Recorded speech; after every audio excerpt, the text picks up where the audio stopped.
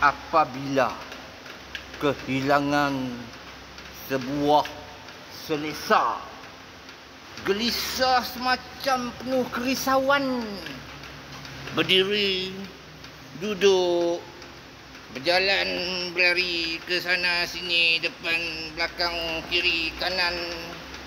Aduh, serba tak kena. Apa taknya? Sudah beberapa hari tak boleh-boleh. Bertenggek asyik, termenung, berjam-jam. Keluarnya hampa bin kecewa. Sungguh nyata. Diri ya. Rasa tak lengkap hidup. Jikalau duk meneran je,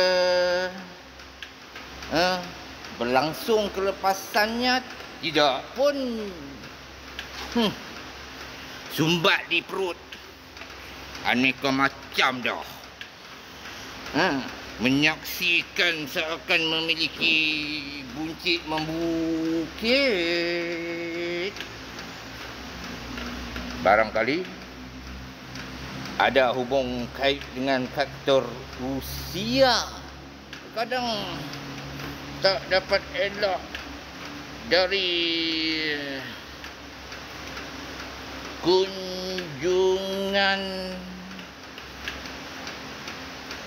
sembelit dan terus mempeluangkan dirinya untuk menemani kita.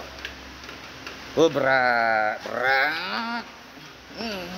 Amat sulit melucutkan.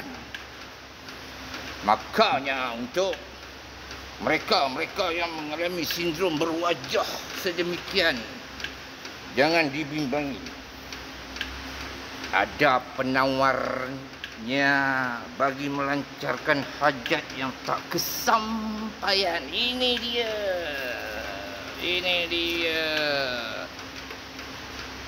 dia made in kedai ubat Cina. SUAYE, namanya ialah Huaiyi. Tak usah ragu-ragu untuk mencoba. Caranya nak menyerap dalam tubuh badan begini ya. Begini. Sediakan segelas. Masukkan perencah serbuk huai. Taruh air. Taruh air agak-agak. Sini. Ambil sudu, kacau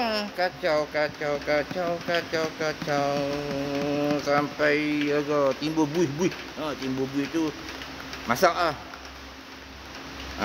bolehlah terus. Bismillahirrahmanirrahim.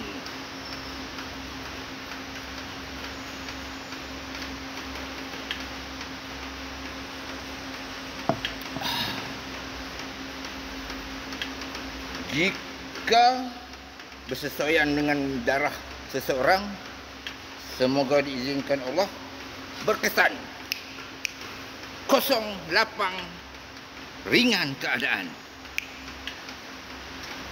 Jangan gusar untuk mencoba.